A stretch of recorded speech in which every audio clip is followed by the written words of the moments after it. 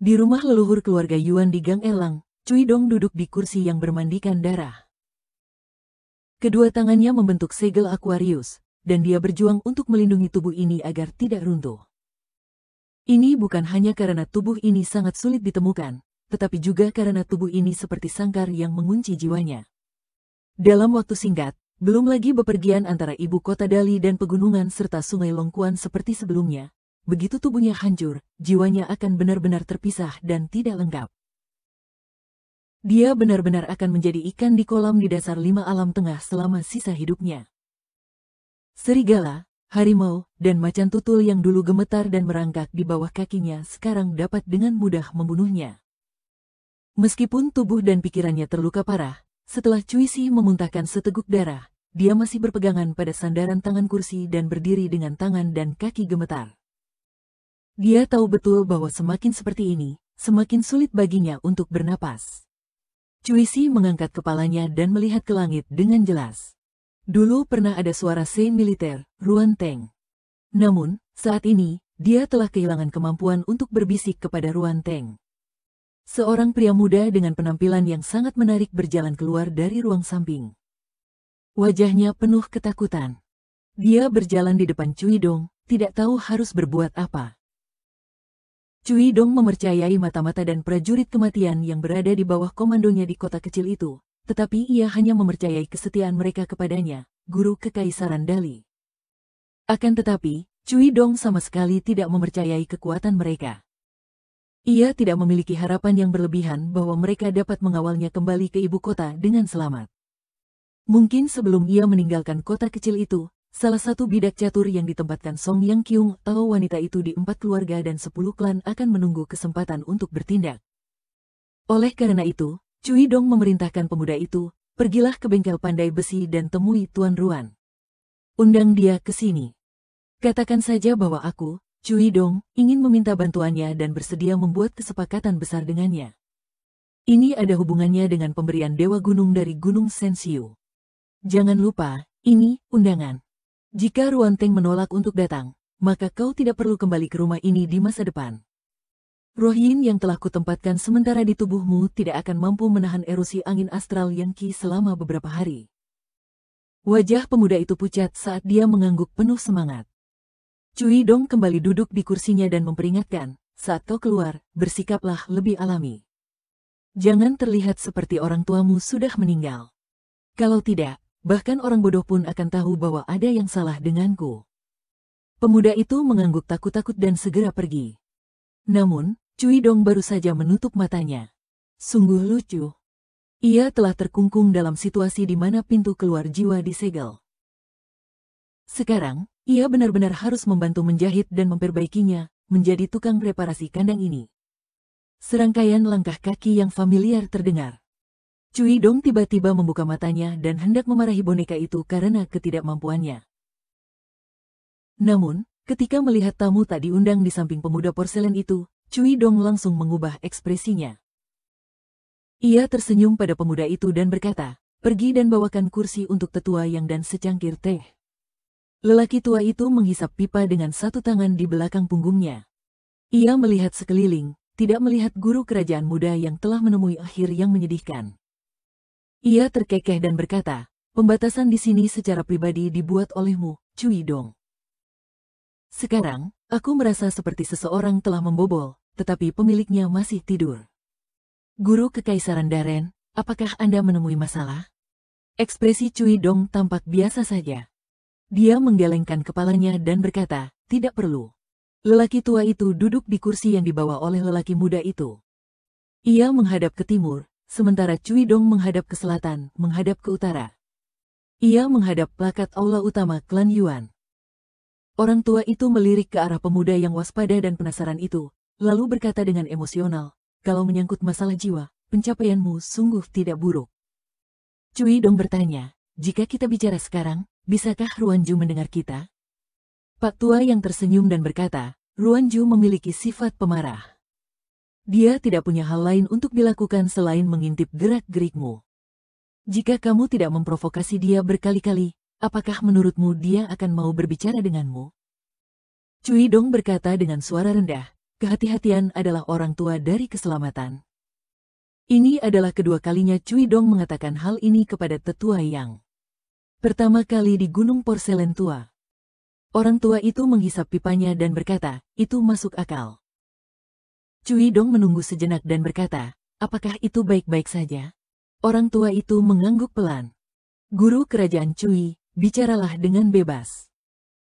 Cui Dong menyeka darah dari sudut mulutnya dengan punggung tangannya dan bertanya, haruskah aku memanggil Tuan Raja Surgawi pertama King Tong?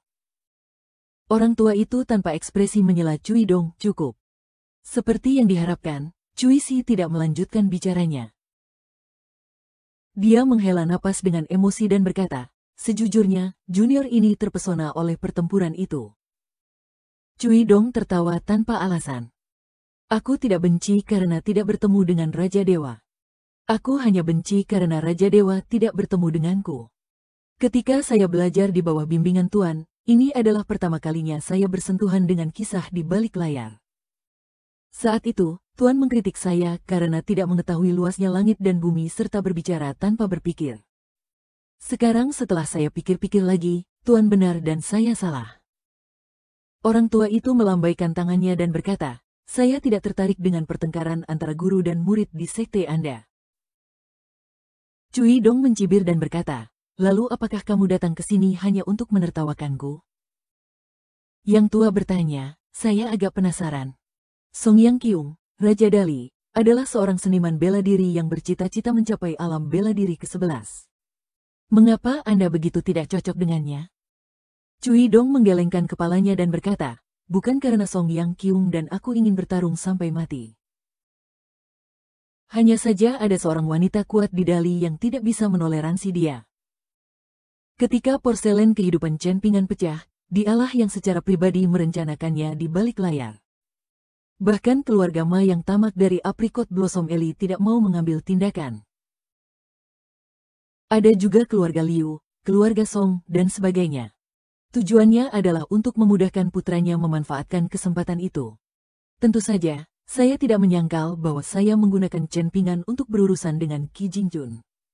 Itu memang salah satu dari sedikit jurus ajaib yang kumiliki, Cui Dong, dalam hidupku. Qi Jingjun selangkah lebih maju. Jadi aku mengaku kalah. Tapi aku tetap tidak menganggap jurus ini buruk.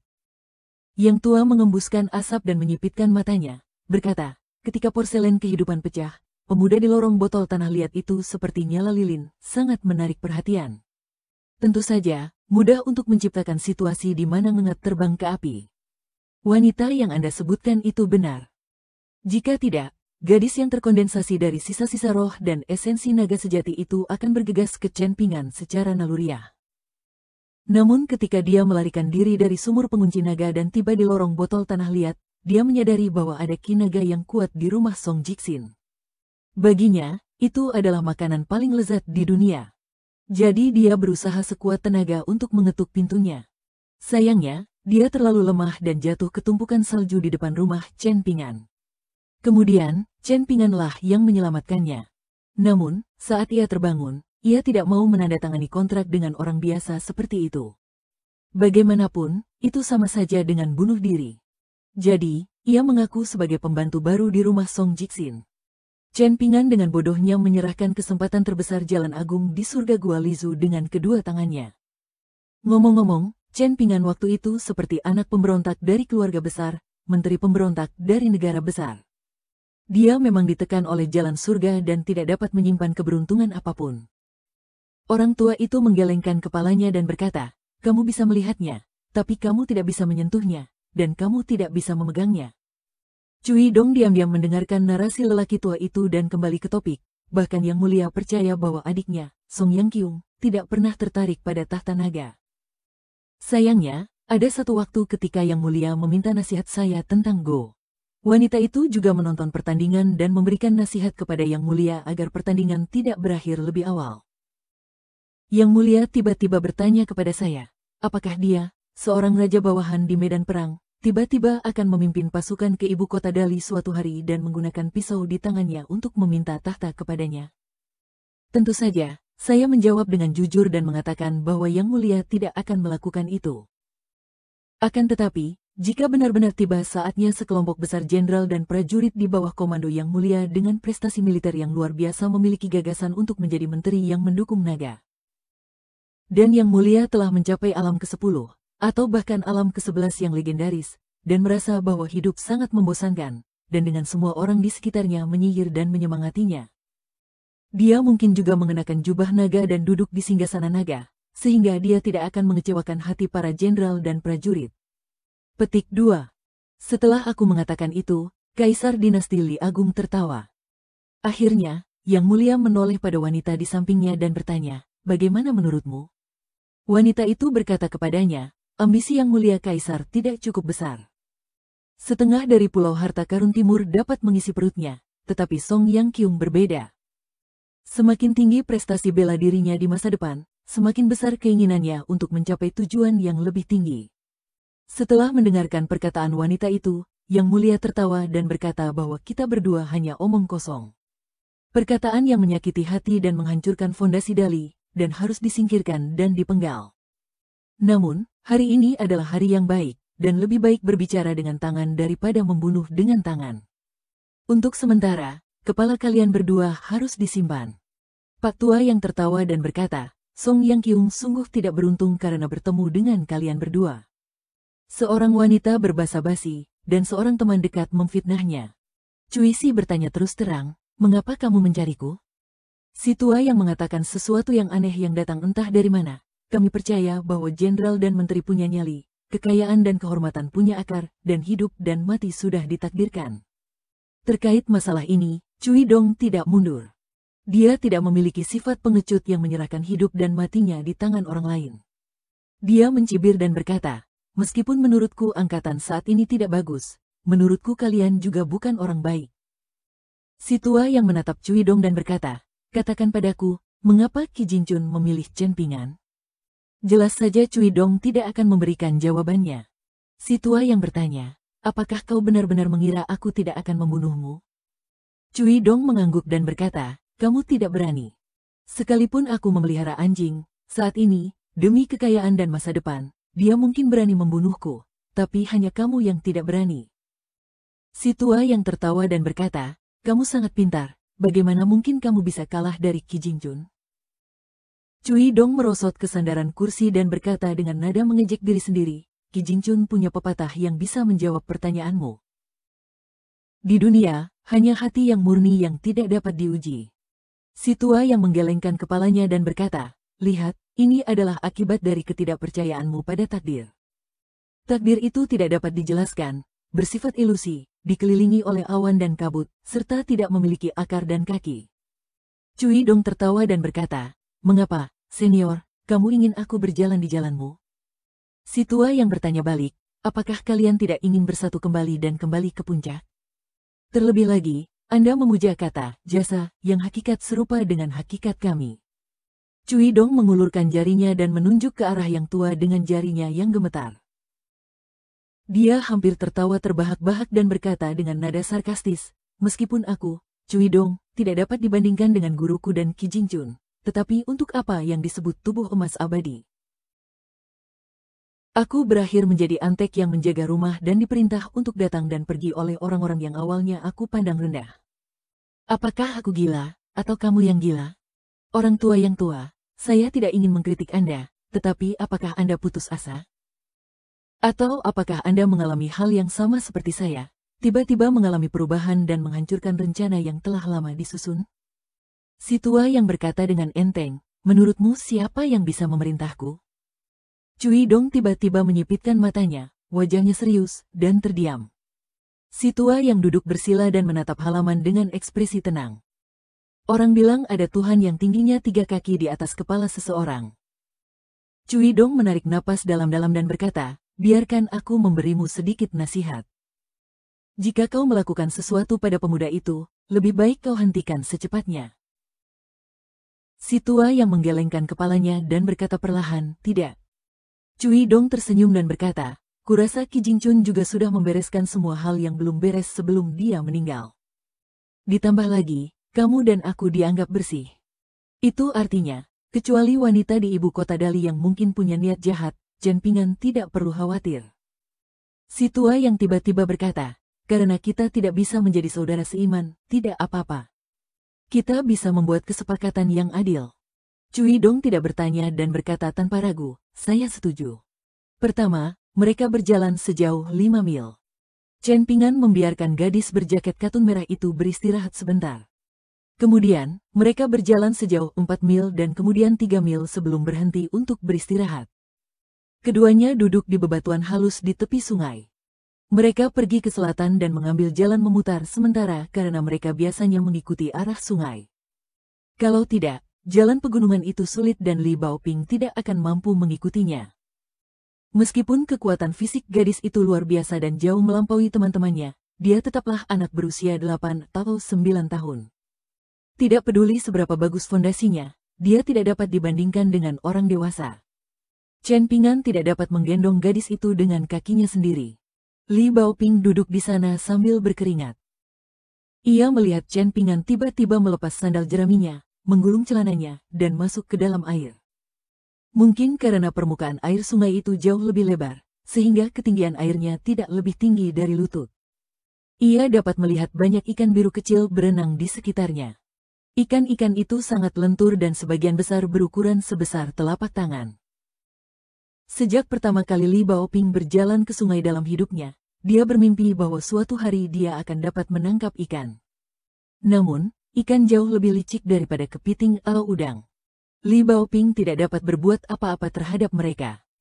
Di masa lalu, dia juga belajar dari orang lain dan secara diam-diam menebang bambu untuk membuat joran pancing. Namun, dengan joran pancing, kail pancing, tali pancing, dan cacing tanah yang sama, dia tidak pernah dapat menangkap ikan di sungai. Gadis itu sering bersembunyi di bawah naungan pepohonan di tepi sungai. Meskipun dia dapat berjongkok dan memancing sepanjang sore, dia tidak mendapatkan hasil panen apapun. Yang lain telah menggunakan beberapa bulu hijau untuk mengisi keranjang ikan mereka dan pulang dengan gembira kepada orang tua mereka. Hanya gadis itu yang tidak mendapatkan hasil panen apapun.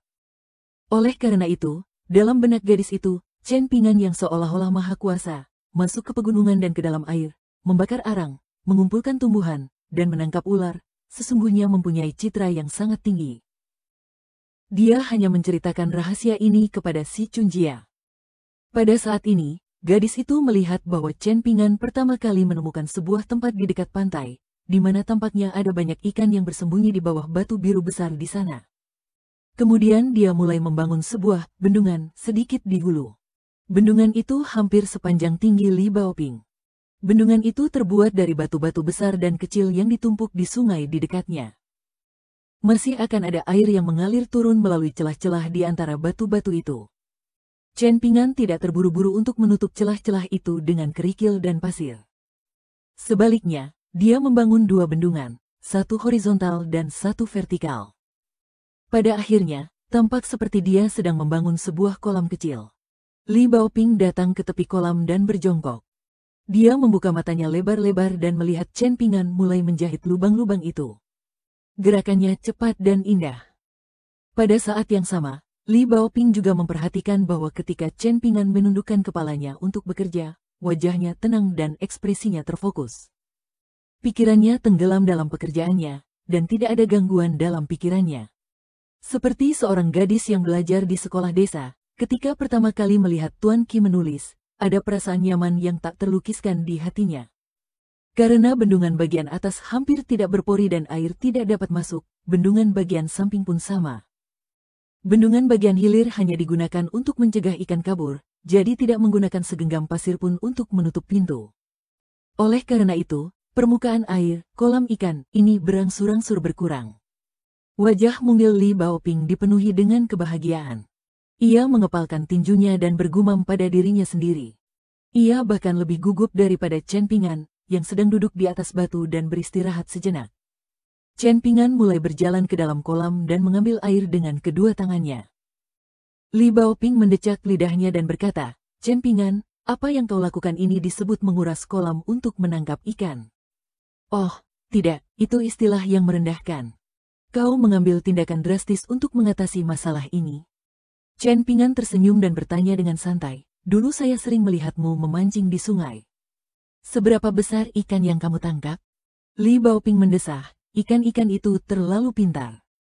Aku hanya bisa menggunakan umpan buntut rubah hijau untuk memancing kepiting keluar dari sarangnya. Memancing itu sangat sulit. Chen Pingan tidak dapat menahan diri untuk bertanya, apakah kamu membuat sendiri alat pancing itu?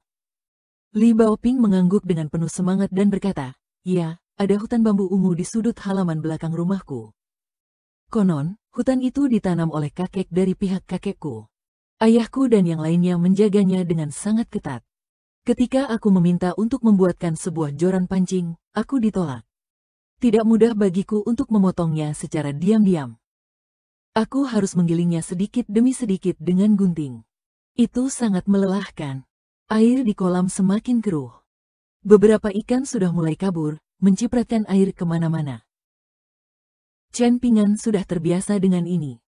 Dia mengangkat kepalanya dan tersenyum, bambu itu tidak terlalu tipis. Mengapa kamu memotong kepala dan ekornya? Saya takut kalau joran pancingnya terlalu tipis, ikan yang saya tangkap akan terlalu besar. Bagaimana kalau putus? Kalau aku pergi ke hutan bambu ungu lagi untuk mencari pancing, sekalipun ayahku tidak memukulku, aku tidak mau lagi menggunakan gunting untuk mengutak-atik bambu itu. Chen Pingan berkata tanpa daya, bagaimana mungkin ada orang yang menggunakan tongkat bambu untuk memancing? Ikan-ikan di sungai kami tidak begitu besar. Begitu joran pancingnya tebal, Anda tidak akan bisa tahu apakah ia tersangkut atau hanya bergesekan dengan umpan. Mereka pasti tidak akan menggigit kailnya beberapa kali pertama. Ikan-ikan itu tidak bodoh. Jika Anda melempar joran terlalu cepat, Anda pasti tidak akan bisa menangkapnya. Saat memancing, Anda harus membuat joran dengan ketebalan yang sesuai. Itu juga tergantung pada musim dan apakah cuaca cerah atau hujan. Anda juga harus menemukan sarang ikan dan sarang ikan. Kail dan umpannya juga sangat khusus. Mulut gadis berjaket katun merah itu terbuka lebar. Dia sedikit malu. Sebenarnya, ada satu hal yang tidak dia ceritakan kepada Chen Pingan. Kail di ujung tali pancing yang tergantung di batang bambu itu dibuatnya sendiri dengan jarum sulaman di rumah. Mungkin agak kebesaran, tetapi ikan sulit menelan kailnya. Li Baoping berkata dalam hatinya bahwa tidak apa-apa, tidak apa-apa. Aku masih muda dan bodoh. Itu bisa dimengerti. Chen Pingan melihat bahwa gadis kecil itu sedikit tidak senang. Dia harus menghiburnya, tetapi setelah bertahun-tahun, kamu belum menangkap seekor ikan pun. Menurutku itu lebih menakjubkan. Mata Li Baoping berbinar. Gadis kecil itu tampaknya telah membuka simpul di hatinya selama bertahun-tahun. Dia tiba-tiba menjadi bersemangat. Dia bertanya dengan rasa ingin tahu, mengapa kita harus menangkap ikan? Kita masih punya banyak makanan. Chen Pingan menjelaskan, pikirkanlah. Ada pepatah yang mengatakan bahwa duduk dan makan sampai gunung itu kosong. Bahkan gunung pun bisa dimakan sampai kosong, apalagi dua ransel kecil seperti kita. Jadi, kita harus menabung sedikit. Jalan ke depan masih panjang. Li Baoping berpikir dalam-dalam dan berkata dengan penuh semangat, ajarilah seseorang cara memancing daripada memberinya ikan. Hal-hal seperti memotong bambu untuk membuat joran pancing dan menangkap ikan, Anda dapat mengajari saya di masa mendatang. Chen Pingan dengan mudah menangkap seekor ikan batu tulis biru dan merah dan melemparkannya dengan lembut kepada gadis kecil itu sambil tersenyum. Sambil menatap Li Baoping yang sedang terburu-buru, dia berkata, kamu masih terlalu muda. Lakukan saja apa yang kamu bisa. Kamu tidak harus bersaing denganku dalam segala hal. Aku akan menjagamu agar bisa pergi belajar di Cliff Academy. Gadis kecil itu akhirnya berhasil menangkap ikan itu dengan kedua tangannya dan berkata dengan jujur, salah. Tuan Qi berkata bahwa kita harus membaca ribuan buku dan menempuh perjalanan ribuan mil. Saya hanya membawa 5 buku di tas saya, jadi saya harus pergi ke perpustakaan akademi untuk membaca sisanya. Namun, bepergian ribuan mil juga merupakan sesuatu yang harus dilakukan seorang sarjana. Bepergian sambil membawa buku berarti bepergian sambil membawa kotak buku. Bepergian sambil membawa kotak buku berarti bepergian menyusuri sungai-sungai besar dan pegunungan sambil mengamalkan ilmu akhlak. Salah satu dari keduanya mutlak diperlukan. Kalau tidak, Anda akan menjadi orang cacat. Anda memiliki banyak bulu hijau di sekitar Anda. Bulu-bulu tersebut dapat dirangkai menjadi satu dengan cara melewati insang. Jika Anda takut bulu-bulu tersebut patah, Anda dapat menyatukan 2 atau 3 bulu hijau. Chen Pingan mengajarinya cara menangani trofi dan bertanya, bepergian dengan kotak buku berarti membawa kotak buku, kan? Apakah itu jenis yang dibawa oleh Chen Songfeng dari Dragon Tail Commandery?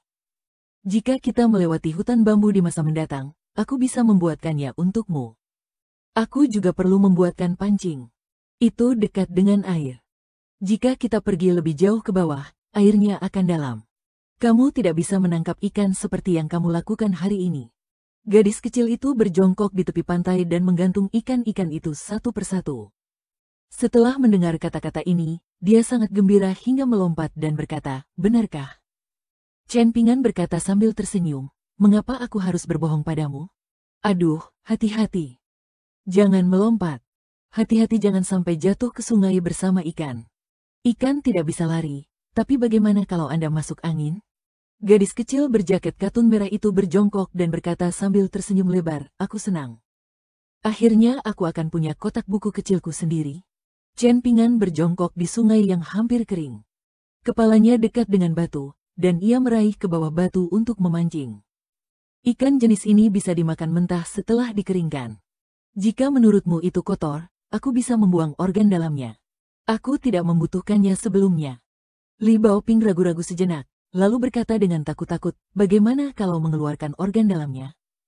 Chen Pingan mengambil ikan batu tulis lainnya dan melemparkannya dengan lembut ke rumput di tepi pantai. Terserah kamu, aku akan melakukannya nanti.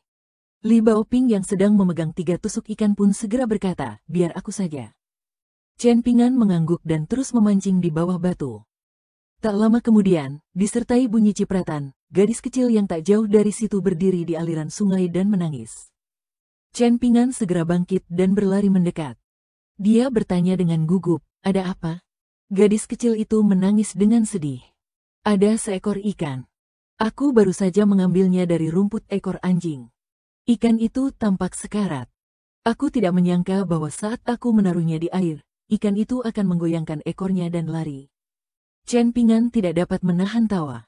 Ia membungkuk untuk membantunya menggulung celananya yang basah dan dengan lembut menggendongnya ke tepi pantai. Ia memintanya untuk melepas sepatunya dan berkata bahwa ia akan mengurus ikan itu. Gadis kecil itu dengan patuh melepas sepatunya, tetapi dia masih menangis sedih. Dia selalu merasa bahwa dia telah melakukan sesuatu yang sangat salah padanya.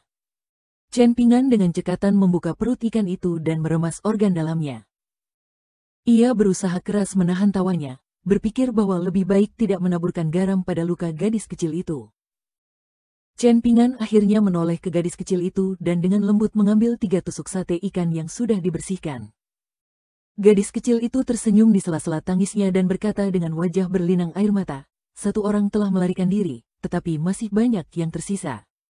Chen Pingan berjalan ke sampingnya dan duduk. Ia menyerahkan 3 tusuk sate ikan kepadanya dan mengusap kepalanya. Ya, jadi jika kamu mengalami hal seperti ini di masa mendatang, jangan terlalu bersedih. Gadis kecil itu mengangkat tinggi 3 tusuk sate ikan di depan matanya dan berkata dengan gembira, oke. Chen Pingan berkata dengan lembut, nanti, aku akan membuat beberapa pasang sepatu jerami untukmu. Aku jamin kamu tidak akan menggosok kakimu. Chen Pingan menundukkan kepalanya dan membantunya memeras air di celananya. Sangat mudah. Gadis kecil itu mendesah. Kau tahu segalanya, tapi aku tidak tahu apapun. Chen Pingan tersenyum dan berkata, nanti, kamu bisa mengajariku cara membaca dan menulis. Aku tidak tahu banyak kata sekarang, hanya sekitar 500. Ketika Li Baoping mendengar ini, dia langsung mengangguk dan berkata, setuju. Keduanya duduk berdampingan dan memandangi sungai yang mengalir pelan. Li Baoping bertanya dengan santai, apakah kamu tahu apa nama sungai ini? Bagaimana kamu tahu aliran ini disebut aliran kumis naga? Saat terakhir kali saya pergi ke pegunungan, saya membawa 2 peta. Guru Ruan berkata bahwa peta itu adalah peta situasi Kabupaten Longkuan. Peta itu diberi label sebagai Sungai Kumis Naga, tetapi saat mengalir dari tenggara ke selatan, garis merah pada peta itu berangsur-angsur menebal, dan kemudian berganti nama menjadi Sungai Tiefu. Jika memang begitu, biar ku beritahu. Istana Kekaisaran Dali kita punya 6 departemen. Di antaranya, Departemen Ritus punya 3 pejabat, langit, bumi, dan manusia. Pejabat bumi bertanggung jawab untuk menggambar peta-peta ini, tetapi juga akan ada Geomaster dari Qintianjian untuk membantu memimpin jalan. Mereka berjalan bersama-sama melewati gunung dan sungai. Itu sama saja dengan mengukur wilayah dinasti selangkah demi selangkah dengan kaki mereka dan menggambarnya inci demi inci di peta. Chen Pingan, menurutmu apakah pejabat bumi dan Geomaster itu kuat? Kenapa? Apakah kamu ingin menjadi pejabat bumi dari Departemen Ritus atau Geomaster dari Qintianjian saat kamu dewasa? Dan bukan hanya Dali kita yang seperti ini. Sepertinya seluruh dunia seperti ini. Orang-orang seperti saya dan si Chunjia bisa belajar, tetapi saya belum pernah mendengar seorang wanita menjadi guru atau dipanggil guru. Ngomong-ngomong, Chen Pingan, kamu mengatakan bahwa jepit rambut giok di kepalamu diberikan kepada Tuan Qi oleh suami Tuan Qi, dan kemudian Tuan Qi memberikannya kepadamu. Chen Pingan, mulai hari ini dan seterusnya, aku akan memanggilmu paman muda. Setelah kamu menjadi paman muda bela diriku, jika suatu hari aku membuatmu tidak bahagia dan kamu memutuskan untuk meninggalkanku, kamu pasti akan bertanya pada dirimu sendiri, aku, Chen Pingan, adalah paman muda bela diri Li Baoping. Tentu saja aku harus melalui suka dan duka dengan gadis sebaik dia. Jangan khawatir, aku juga tidak akan meninggalkanmu. Kalau begitu aku tidak akan membuatkanmu kotak bambu kecil dan sandal jerami. Bagaimana mungkin ada paman muda di dunia ini yang tidak membuatkan kotak bambu kecil dan sandal jerami untukku? Jika Chen Pingan sendirian, bahkan jika dia harus membawa beban berat, tidak akan sulit baginya untuk berjalan 100 li dalam sehari. Orang harus tahu bahwa selama periode waktu ini, dia harus menyeberangi sungai dan memanjat tebing. Oleh karena itu, kali ini, Chen Pingan membawa gadis berjaket katun merah dan berjalan dengan sangat mudah. Ketika dia tidak ada pekerjaan, dia mulai berlatih berjalan dengan kuda-kuda. Karena dia memiliki Li Baoping di sisinya, dia tidak harus menggunakan kekuatan penuh dan kekuatan mentalnya.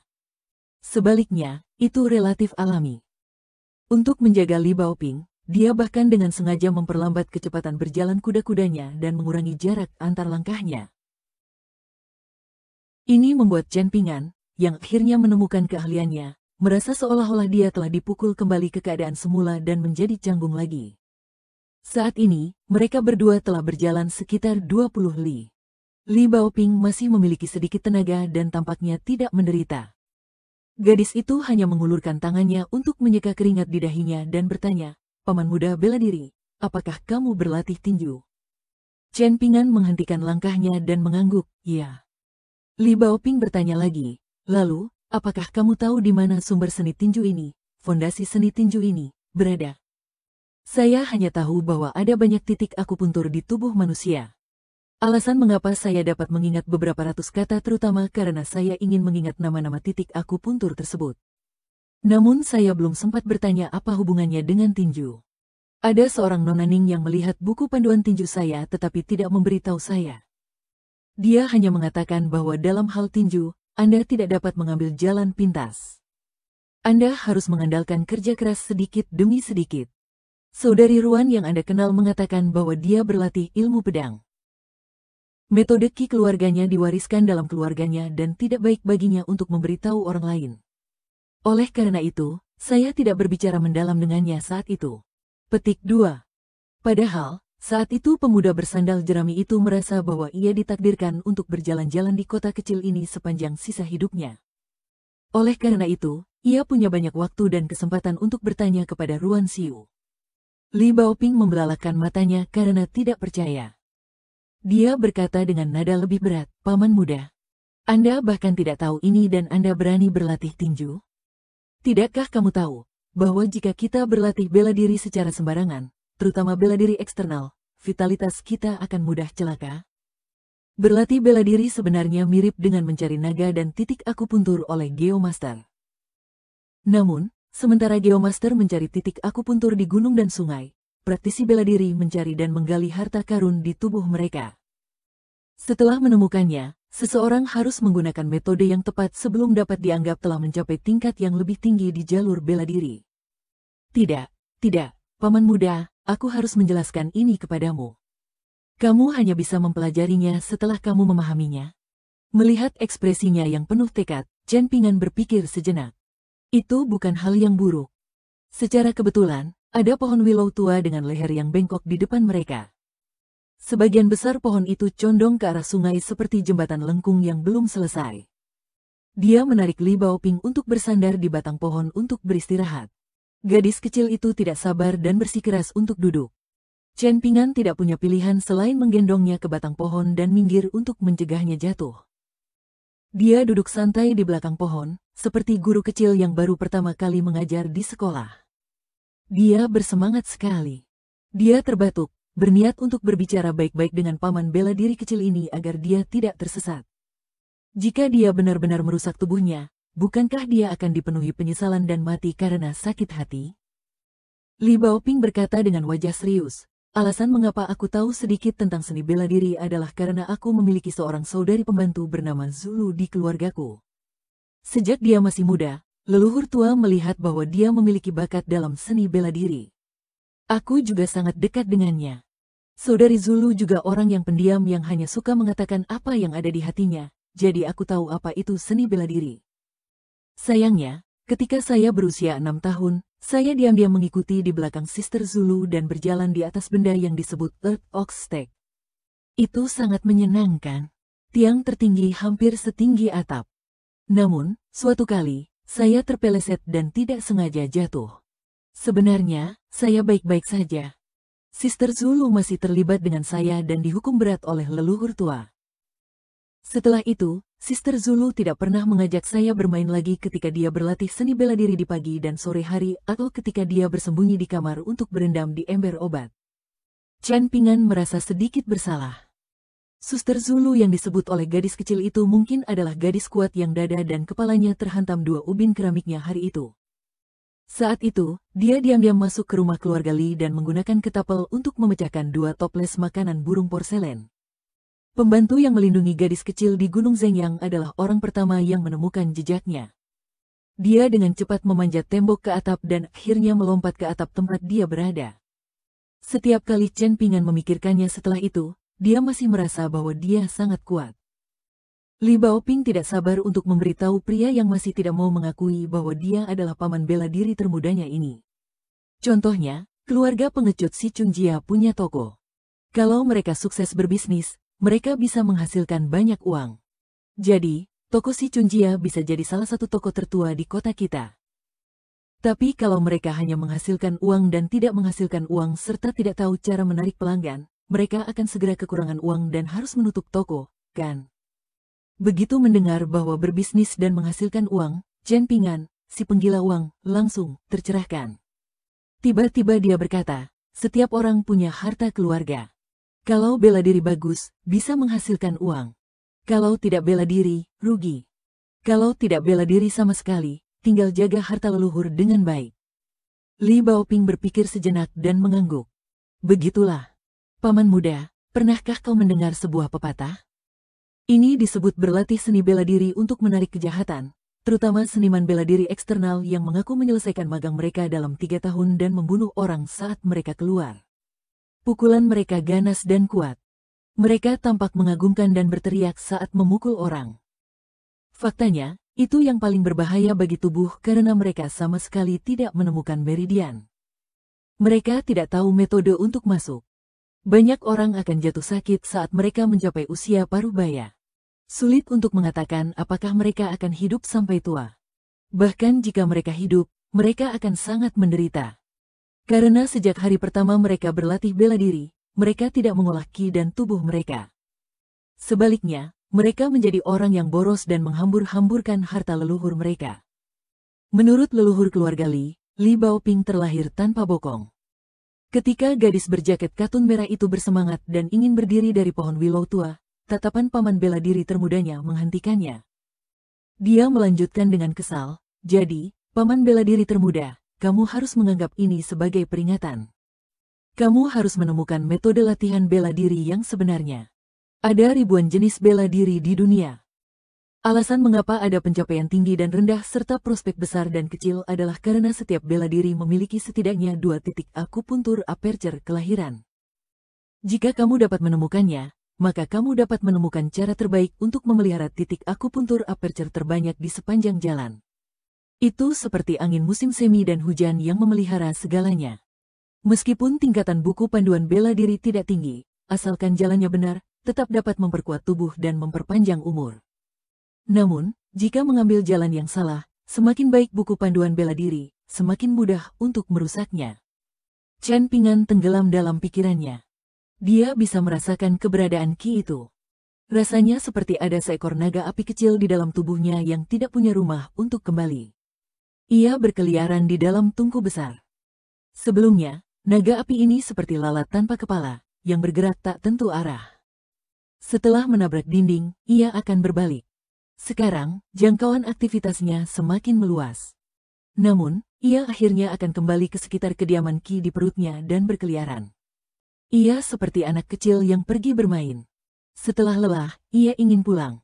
Aliran Qi misterius ini tidak menimbulkan rasa tidak nyaman atau sakit bagi Chen Ping'an. Sebaliknya, aliran ini memberikan perasaan hangat kepada pemuda itu seperti sedang berjemur di musim dingin. Persepsi Chen Ping'an terhadap 5 organ dalam dan 6 usus besar tubuhnya sangat sensitif sejak ia masih muda. Oleh karena itu, ia dapat dengan cepat mendeteksi di mana letak masalahnya. Ketika Cai Qinqian mengatakan bahwa ia tidak akan hidup lama di gang botol lumpur, ia mungkin mengira bahwa ia hanya bercanda. Faktanya, Chen Ping'an telah mengonfirmasi bahwa pernyataannya itu benar saat itu juga. Karena tidak dapat mendeteksi sesuatu yang salah, Chen Ping'an membiarkan aliran Qi melakukan apapun yang diinginkannya. Jauh di dalam hatinya, ada sedikit rasa ingin tahu. Dia ingin melihat titik akupuntur mana yang akan dipilihnya sebagai tempat tinggalnya. Li Baoping mengayunkan kakinya dan menyilangkan lengannya. Konon, dasar dari berlatih bela diri adalah menyebarkan Qi. Itu sangat mendominasi. Itu sama sekali berbeda dengan kultivasi Qi para kultivator Qi. Semakin banyak semakin baik. Berlatih bela diri itu berbeda. Ketika Anda menemukan Qi awal, itu seperti Anda harus berjuang melewati semua rintangan. Anda harus menghilangkan semua Qi yang awalnya berada di titik akupuntur dan Qi dueling Anda dan mengubahnya menjadi Qi awal. Akhirnya, Anda dapat menggerakkan seluruh tubuh Anda sekaligus hanya dengan satu pikiran. Dalam sekejap mata, aliran udara dapat bergerak hingga ratusan mil jauhnya. Alam ke-9 bahkan dapat bergerak hingga ribuan mil jauhnya. Anda dapat memobilisasi seluruh potensi tubuh Anda dalam sekejap. Seorang jenderal dapat memimpin ribuan tentara dan kuda seperti lengannya sendiri. Anda dapat membayangkan betapa kuatnya itu. Itu tidak lebih buruk daripada kultivator Qi yang terbang di udara. Li Baoping berkata, Saudari Zulu berkata bahwa para ahli bela diri dapat terbang di atas atap dan melompati tembok. Mereka bahkan dapat bergerak mengikuti angin seperti para kultivator Qi. Di masa depan, begitu mereka mencapai puncak Grandmaster Agung, membunuh para kultivator Qi yang sombong itu akan semudah memutar leher ayam. Mereka dapat membunuh orang dengan menjentikkan jari mereka. Chen Ping'an tersenyum dan bertanya, jika seni bela diri benar-benar sekuat itu, tentu saja itu adalah hal yang baik. Tetapi mengapa harus diukur dengan seberapa mudahnya membunuh orang? Li Baoping tercengang. Ia menggelengkan kepalanya dengan jujur dan berkata, saya tidak pernah memikirkan hal itu. Saudari Zulu yang mengatakannya.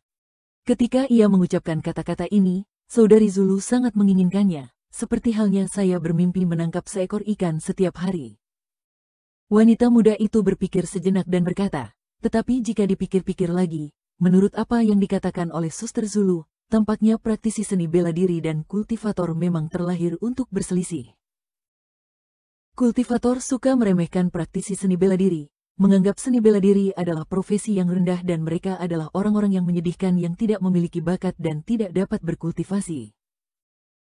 Oleh karena itu, mereka memandang praktisi seni bela diri sebagai orang-orang yang rendah dan mencaci praktisi seni bela diri sebagai anjing penjaga dinasti sekuler. Sebaliknya, yang pertama merasa bahwa semua kultivator itu sombong dan angkuh. Mereka bukanlah orang baik. Mengapa seniman bela diri harus mengalami segala macam kesulitan di Jianghu? Para pelatih Qi itu jelas hanya sekelompok kecil orang, tetapi mereka menempati banyak gunung terkenal dan tempat-tempat yang diberkati. Mereka begitu bangga pada diri mereka sendiri, menyebut diri mereka sebagai makhluk abadi di gunung dan mengolah keabadian dengan sihir. Mereka dihormati dan disembah oleh manusia dan seniman bela diri di kaki gunung. Itu adalah hal yang wajar. Petik 2. Li Baoping tiba-tiba tertawa dan berkata, tapi paman muda, kamu tidak perlu peduli dengan perselisihan ini. Itu sangat membosankan. Li Baoping tiba-tiba ingin mengatakan sesuatu tetapi berhenti setelah berpikir 2 kali. Dia sepertinya teringat sesuatu, tetapi dia sedikit malu untuk mengatakannya dan merasa sedikit bersalah.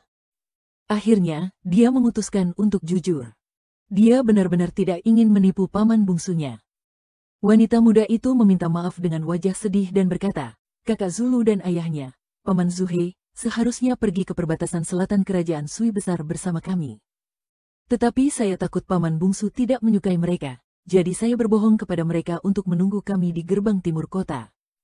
Jika Paman Zuhei ada di sini, dia pasti bisa mengajari Paman bela diri junior seni bela diri karena kakak Zulu telah berlatih seni bela diri dengan ayahnya sejak dia masih kecil.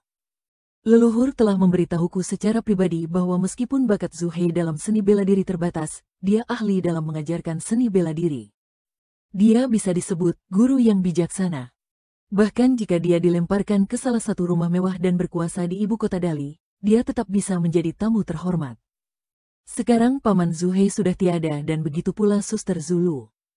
Chen Pingan segera menghiburnya dan berkata, "Tidak apa-apa. Meskipun aku tidak punya guru, aku hanya punya buku panduan tinju. Sekarang saya bahkan tidak dapat mengenali semua kata dalam manual, jadi saya tidak berani berlatih secara membabi buta. Saya hanya berlatih berjalan dan berdiri, namun saya telah memastikan bahwa keduanya dapat menyehatkan tubuh dan tidak membahayakan tubuh. Mengenai cara mempraktikkannya dengan baik, saya kira saya harus menunggu hingga saya dapat memahami manualnya. Tidak perlu tergesa-gesa. Saya berlatih bela diri bukan untuk bidang apapun, tetapi untuk bertahan hidup. Saya tidak terlalu banyak berpikir." Namun, Li Baoping jelas-jelas telah menemui jalan buntu karena idenya sendiri. Semakin banyak dia berbicara, semakin dia merasa bersalah. Sudut mulutnya melengkung ke bawah dan dia hampir menangis. Ketika seorang seniman bela diri berlatih seni bela diri, sang guru dapat memimpin jalan dan kultivasinya tergantung pada individu tersebut. Namun, sang guru sangat penting. Ambang pintu yang memimpin jalan itu tinggi dan rendah. Setelah sang guru memimpin jalan melalui pintu pertama, dia harus melepaskannya karena kemampuannya yang terbatas. Atau dia dapat memimpin jalan ke pintu belakang sekaligus. Situasinya benar-benar berbeda. Jadi, guru haruslah guru yang hebat. Dia tidak bisa hanya mencari guru yang terkenal. Gadis kecil itu terisak dan air mata hampir mengalir dari matanya.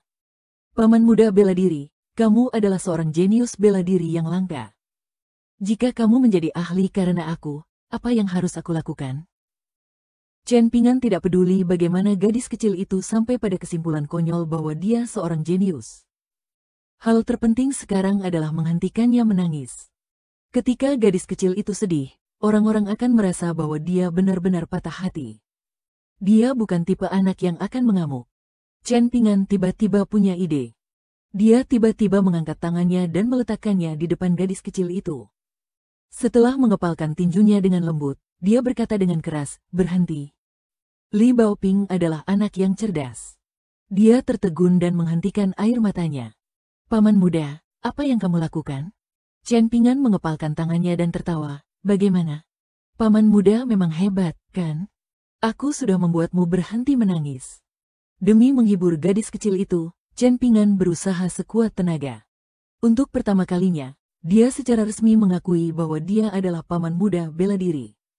Gadis kecil itu langsung tersenyum sambil menangis. Dia merasa bukan karena dia tidak bersedih lagi, tetapi dia lebih banyak merasa bahagia daripada sedih. Chen Pingan merasa lega. Ia meletakkan tangannya di pohon willow tua dan kemudian duduk di samping gadis kecil itu. Di bawah kaki mereka, ada 2 keranjang, 1 besar dan 1 kecil. Li Baoping berkata dengan lembut, "Paman Zuhei sering memberitahu saudari Zulu bahwa jika kamu berlatih bela diri tetapi tidak serius dalam berlatih, kamu akan dirasuki selama 3 tahun. Jika Anda berlatih bela diri untuk menemukan kebenaran, Anda dapat membunuh dewa dengan 1 pukulan. Jika seseorang yang berlatih bela diri jatuh sakit, akan jauh lebih sulit mengobatinya daripada orang normal. Kali kedua bahkan lebih parah." Ketika mendengar suara itu, saya memindahkan bangku kecil dan diam-diam mengintip melalui kertas jendela. Akhirnya, saya melihat Suster Zulu berguling-guling di tempat tidur sambil kesakitan. Tidak ada yang bisa menahannya. Akhirnya, Kuku jarinya terbuka dan dia meneteskan darah. Dia sangat menyedihkan. Akhirnya, kami mengundang penjaga toko keluarga yang untuk mengirim obat. Baru kemudian rasa sakitnya berhenti dan dia perlahan-lahan menjadi tenang. Namun, sang guru tua berdiri di pintu halaman dan tidak masuk. Ia menggelengkan kepala dan berbalik untuk pergi, tampak menyesal dan kecewa. Ketika saya bertanya kemudian, guru besar hanya mengatakan bahwa hidupnya terselamatkan oleh obat itu, tetapi dia kehilangan harapan untuk mencapai alam ke-8. Dia tidak perlu terlalu banyak mendidik suster Zulu di masa depan, jika tidak, itu akan merugikannya. Jika dia beruntung, dia dapat mencapai alam ke-7. Jika dia tidak beruntung, dia bahkan tidak akan mencapai alam ke-6. Li Baoping berbalik dan berkata dengan cemas, "Paman muda, tolong jangan jatuh sakit seperti ini. Aku tidak tahu apa-apa. Aku pasti akan tercengang." Chen Pingan tersenyum. "Tidak akan. Dan bahkan jika itu terjadi, tentu saja aku berkata, jaga-jaga. Jangan takut. Aku bisa menahan rasa sakit. Aku tidak sedang menyombongkan diri." Li Baoping merasa ragu. Dia mengulurkan tangan dan mencubit lengannya dengan lembut. "Paman bela diri kecil, apakah sakit?" Chen Pingan menepuk-nepuk kepala kecilnya lalu melihat ke arah jalan yang mereka lalui. "Apakah kamu tahu kapan paman bela diri kecil merasa paling buruk?" Gadis kecil itu menggelengkan kepalanya kuat-kuat seperti genderang kerincingan. Chen Pingan meletakkan tangannya di batang pohon dan menyilangkan kakinya. Ia bergoyang santai seperti seorang gadis kecil. Pemuda itu menyipitkan matanya dan tertawa pelan. "Itu adalah kedua kalinya aku pergi ke pegunungan untuk memetik obat sendirian. Saat itu, aku baru berusia 4 tahun, bahkan belum berusia 5 tahun. Ketika aku keluar, aku ingin memetik obat terbanyak untuk dibawa pulang, jadi aku sengaja memilih keranjang yang paling besar. Kemudian aku mati kelelahan sebelum sempat berjalan keluar dari kota kecil itu. Ketika aku bisa melihat gunung setelah berjalan keluar dari kota kecil itu, hari masih cerah. Bahuku terasa nyeri karena tali keranjang, dan punggungku bahkan lebih parah. Sebenarnya, rasa sakit saat itu baik-baik saja, dan saya tidak terlalu takut. Yang membuat saya putus asa adalah gunung itu terlihat begitu jauh, seolah-olah saya tidak akan pernah bisa mencapainya seumur hidup saya. Ditambah lagi, tidak lama setelah aku meninggalkan gunung untuk pertama kalinya, lepuh di telapak kakiku muncul dengan sangat cepat. Kemudian, paman bela diri kecil mengatupkan giginya dan menangis sambil berjalan. Pada saat yang sama, dia diam-diam bertanya pada dirinya sendiri, "Aku belum mencapai kaki gunung. Mengapa aku tidak pulang saja? Bagaimanapun, aku masih muda, keranjangnya begitu besar, dan jalan setapak gunung itu begitu jauh." Li Baoping mendengarkan dengan saksama. Ia bertanya dengan lembut, "Paman muda, apakah kau menyerah pada akhirnya?" Pemuda itu tersenyum dan menggelengkan kepalanya. "Tidak. Saat itu, tiba-tiba aku berpikir bahwa apapun yang terjadi, semuanya akan baik-baik saja selama aku sampai di kaki gunung dan berbalik kembali. Kemudian, saya benar-benar berjalan ke kaki gunung. Ketika saya duduk di tanah dan menangis, saya berpikir lagi, mengapa saya tidak naik gunung, mengambil obat, dan kemudian pulang? Kemudian, saya mulai mendaki gunung lagi. Setelah mendaki dan terus mendaki, saya melihat tanaman herbal itu, dan seluruh tubuh saya tiba-tiba terasa penuh energi. Itu adalah hal yang sangat aneh." Petik 2. Li Baoping berseru dan memuji, "Paman Sidi, kamu pasti sudah memetik sekeranjang penuh tanaman obat sebelum pulang, kan?" Ketika gadis kecil itu mengatakan hal ini, wajahnya penuh dengan kebanggaan. Chen Pingan menggelengkan kepalanya. "Tidak, aku tidak melakukannya. Saat matahari hampir terbenam, aku turun gunung sebelum tanaman herbal menutupi dasar keranjang. Pertama, tidak mudah untuk menemukan tanaman herbal. Sangat sulit. Saya sangat kecil, dan membawa keranjang besar di punggung saya sebenarnya lebih sulit daripada memetik tanaman herbal. Kedua, saya sangat lelah. Ketiga, saya pikir jika saya tidak pergi sekarang, saya harus tinggal di gunung sendirian setelah gelap. Tentu saja, saya sangat takut saat itu."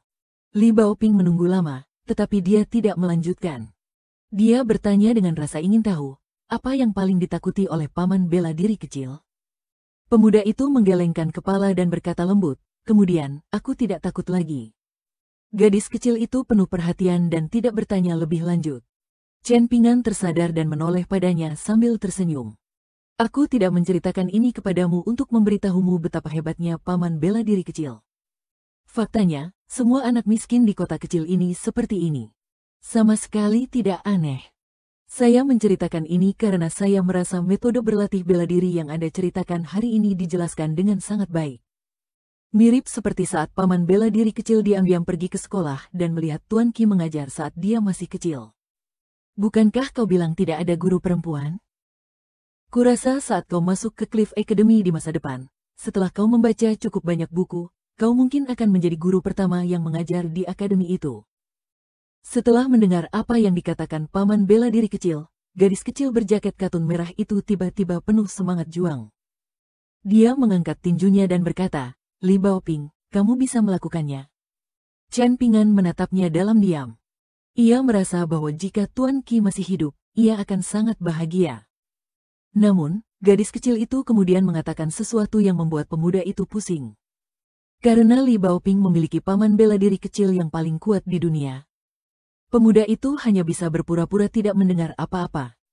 Di musim yang indah, ketika rumput tumbuh panjang dan burung oriole beterbangan, si pemuda dan si gadis kecil duduk berdampingan, masing-masing dengan mimpi indah. Di suatu tempat terpencil di seberang sungai, seorang pria dan seorang gadis duduk bersila, makan makanan kering. Gadis muda itu, yang matanya dipenuhi dengan tatapan tajam, berkata dengan kesal, "Ayah, bisakah nona muda benar-benar sampai ke perbatasan Li besar dengan lancar bersama orang bodoh seperti itu? Kudengar di sana sering terjadi perang, dan banyak bandit dan tentara di sana. Keadaannya sangat tidak menentu." Pria itu menggoda, "Apakah kamu lupa siapa yang memberimu pelajaran? Kau tidak hanya kalah dalam pertarungan pertama dalam hidupmu setelah berlatih bela diri, tetapi kau juga kalah dengan sangat cemberut." Gadis itu berkata dengan marah, "Itu karena ayah tidak mengizinkanku menggunakan kiku tanpa izin. Ayah takut aku tidak akan mampu menahan tekanan. Sekarang aku bisa mengalahkan orang dari Clay Bottle Alley itu dengan satu tangan." Pria itu tersenyum dan bertanya, "Anda adalah seorang ahli dari alam bela diri kedua. Apakah Anda yakin?" Gadis itu mengingatkannya dengan keras, "Ayah, dia berada di puncak alam kedua." Pria itu mengangkat botol airnya dan menyesapnya. Ia menggelengkan kepala dan berkata, "Kau tidak bisa mengalahkannya. Kau hanya punya kesempatan menang jika kau tidak minum berlebihan." Gadis itu jelas tidak percaya padanya. Pemuda itu baru saja melangkah ke pintu seni bela diri. Sebelumnya, ketika mereka saling berhadapan di atap rumah keluarga Li, dia hanya beruntung menang karena dia memiliki keunggulan medan. Lelaki itu menggoda, "Kamu orang yang tidak berperasaan. Dia berkelahi denganmu di rumah, dan ketika kamu jatuh ke tanah, dia tidak lupa menarikmu ke atas. Kalau aku akan sangat baik jika aku tidak menambahkan genteng di kepalamu ketika berkelahi dengan musuh." Gadis itu mencibir, orang yang berlatih bela diri itu berhati lembut. "Orang seperti ini tidak akan berumur panjang." Pria itu berkata dengan ekspresi terkejut, "Kamu hanya seorang gadis. Kamu tidak pandai bela diri, dan seni bela dirimu tidak tinggi. Tetapi kamu memiliki banyak prinsip. Siapa yang mengajarimu? Lagi pula, aku tidak menceritakan hal-hal ini kepadamu." Gadis itu mengangkat dagunya. "Tuan muda kedua kita yang mengatakannya." Meskipun tuan muda kedua adalah seorang sarjana yang penuh dengan strategi militer, dia tidak pernah berbicara tentang kebajikan, kebenaran, dan moralitas. Dia hanya mengatakan bahwa kebaikan tidak dapat memimpin prajurit, dan harus tegas dalam membunuh. Pria itu mengerutkan kening. Ia baru saja akan membicarakan beberapa prinsip serius dengan putrinya yang berpikiran sederhana ini ketika ia tiba-tiba berdiri dan berkata dengan suara rendah, seberangi sungai. Gadis itu pun berdiri. "Ayah, apa yang terjadi? Bukankah ayah bilang untuk mengikuti nona dengan diam-diam?" Nada bicara pria itu tidak tenang. "Ada yang datang." Ayah dan anak itu menyeberangi sungai dan berlari kencang. Chen Pingan dan Li Baoping baru saja meninggalkan pohon willow tua dan melanjutkan perjalanan ketika mereka melihat seseorang muncul di ujung pandangan mereka. Chen Pingan mula-mula meletakkan keranjang di punggungnya, kemudian meminta Li Baoping berdiri di belakangnya. Jika mereka berada di sisi timur kota, Chen Pingan tidak akan terkejut jika mereka bertemu seseorang, bahkan jika mereka adalah makhluk abadi, setan, atau hantu. Akan tetapi, Chen Pingan tidak berani gegabah. Tidak peduli siapapun yang mereka temui di rute ke selatan ini, di mana bahkan jalanan pun akan menghilang. Seorang pria yang tidak tinggi maupun kuat datang kepada Chen Pingan dan Li Baoping. Ia sedang menuntun seekor keledai putih. Ia mengenakan topi bambu di kepalanya, tas kain disampirkan di bahunya, dan kakinya dibungkus kain. Ia memegang tongkat bambu di tangannya, dan sebilah pedang panjang bersarung bambu berwarna hijau tergantung di pinggangnya. Pria itu berhenti 5 atau 6 langkah darinya dan tidak terus mendekat. Dia melepas topi bambunya, memperlihatkan wajah yang biasa saja. Dia tersenyum dan berkata, "Kamu Chen Pingan, kan?" Akhirnya, lelaki itu menambahkan, "Saya seorang pendekar pedang."